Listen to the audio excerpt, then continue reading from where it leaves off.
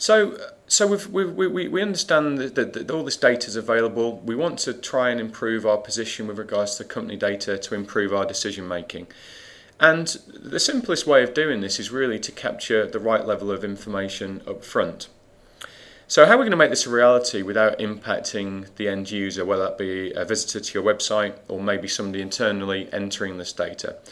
Well, if we look at this scenario here, this is really around a web form or indeed a front end to a lead management system. And we're going to capture the details of the visitor in this instance. I think we're familiar with consumer address validation type web forms where you put your postcode in and your home details are returned. And at the very simplistic level, you can think of this as a business validation service, but although in reality it's offering a lot more information. So the form looks like standard. Built into this form is API or data as a service technology, which I'll come back to in a second. But the user will complete the form as standard. The key difference here being the company name field, which upon selection and input, then triggers a request to what's called the DaaS or Data as a Service platform. And the Data as a Service effectively is a technology which allows you to transmit real-time data over the internet and embed it into your systems, web forms and processes.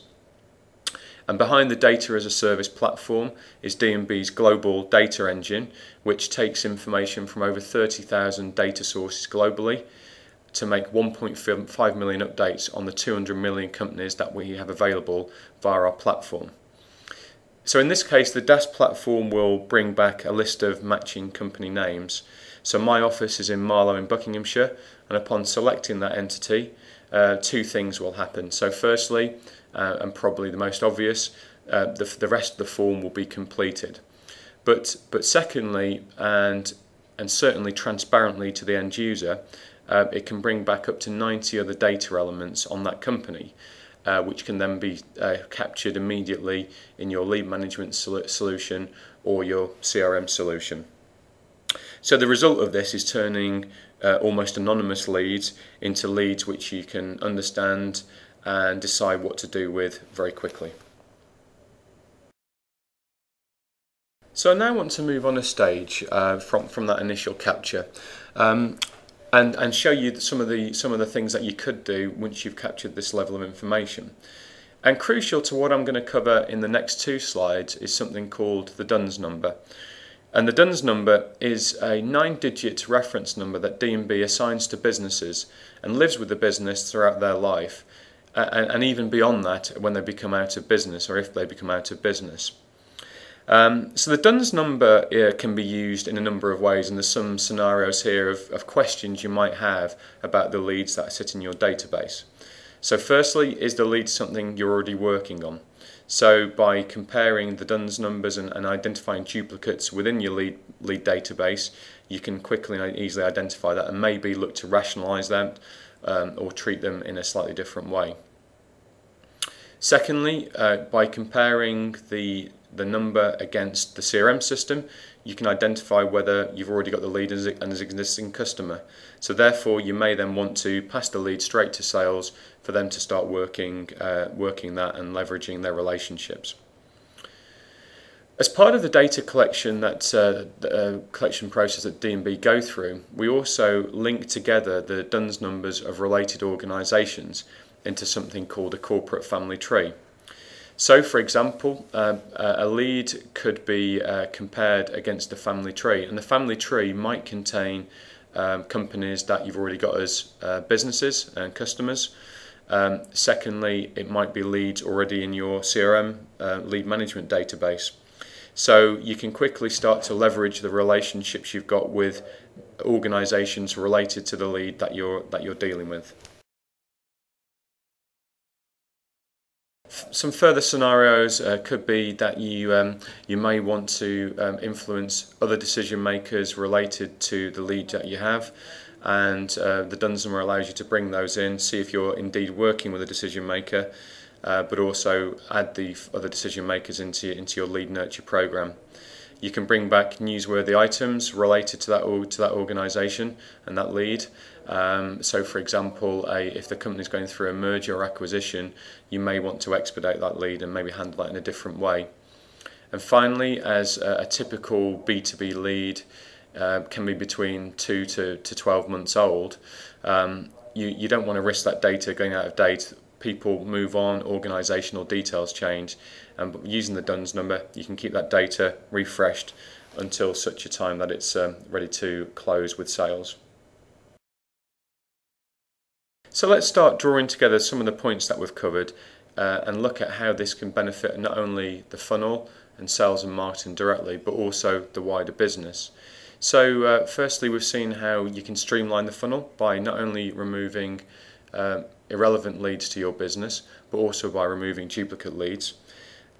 You can accelerate your funnel by having that better understanding of the organisation, the deeper data, which ultimately means you can have better conversations, more personal conversations, and accelerate that through to a reduced sales cycle. And then finally, ultimately, as you're dealing with more leads, you're engaging with them for longer, you're leveraging existing relationships, that has the impact of widening the funnel. So you're keeping more leads for longer and ultimately closing more deals. And on the right hand side, there are some slightly wider business context benefits around revenues based on strong relationships that you've nurtured over time. You're making better use of your lead gen systems and certainly leveraging the investment you've made in your lead generation programs. You don't have this constant manipulation of data, whether it's with leads or downstream with customers, so therefore you're making a much better use of your resources and indeed sales time, because you're not chasing your tail trying to find the latest information on the leads and the single view of the world. And also, and particularly in my organisation, the quality of your forecasting is always a challenge. And by implementing what we've discussed, as those leads then flow through to sales, you've got leads which you're more confident in, you understand better, are the right leads, which ultimately lead to a better level of forecasting, which keeps everybody happy, particularly the management organisation. And also, you're capturing data really from the first point of contact with a lead and organisation, and then continuing that right the way through into the CRM system and beyond. And as many functions across the business can use the CRM system and do use the CRM systems, you're then embedding that data quality right the way across the business, and many functions will benefit from that. This diagram really represents how the marketing lead generation world and the sales automation worlds come together. And we've spent the majority of this presentation looking at the right hand side of the picture.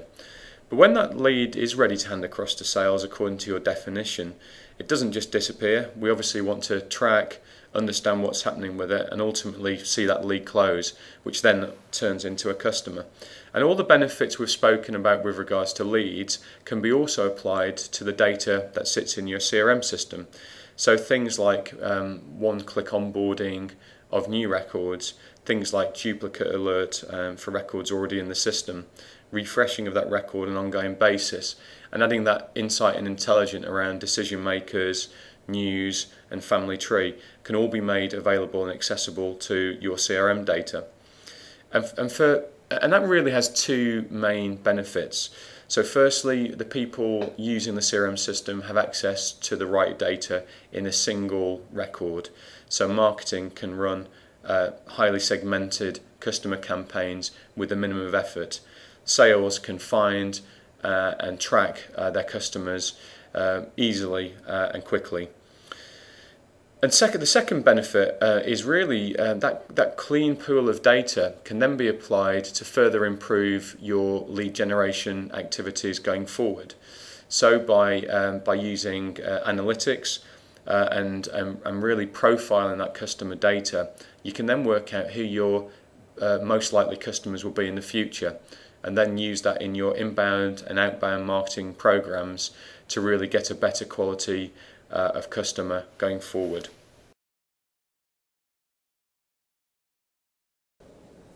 So I'm going to wrap up with some practical steps to take away back into your business to look at how you can improve the funnel and your lead management processes. So the first step would be to define your ideal customer profile. You could have the best lead management system in the world. However, if you're passing leads through to sales which don't meet the target customer profile, then those leads could be wasted. So really important to sit down between sales and marketing and really define who you're going after and why. Secondly, agreeing what data you need, not only in sales and marketing but elsewhere in the business. Sales and marketing are the initial consumers of the data you capture upfront in the lead management process. However, as that data flows throughout the business into the CRM and is potentially used by other functions, you need to understand what's of value to them and make sure that's captured upfront. You need to clean and enrich your existing data. So the existing data can be party to the same insight you add to new leads as they come into the business, and that can be done quite easily while removing duplicates and bad leads. Agreeing the process for lead management is really about working with sales to understand the definitions about what a sales ready lead is, about how you actually go about recycling a lead which may not actually be ready to buy despite it being handed over to sales, and all that process needs to be agreed and dovetailed into your systems. And on the systems front, there's no point buying systems that can't interact either with third-party data from the likes of the data as a service technology or indeed between your databases internally. And D&B did a study on this earlier in 2011 where it was proven that companies that use real-time data and share it between systems from around the business actually perform better than their industry peers. And then finally, as we've seen today, data as a service technology which can implement real-time data into your workflows and really make sure you've got all the insight and up-to-date information to run your lead management processes effectively.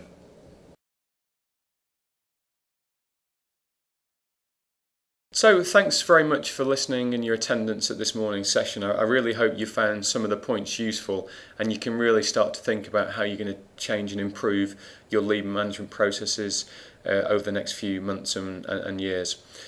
I think we've got time for questions now. If you're not able to raise your question, I'm certainly available for the rest of the day, and please do come and visit us on our stand in the exhibition area. And now I'd like to take any further questions you have.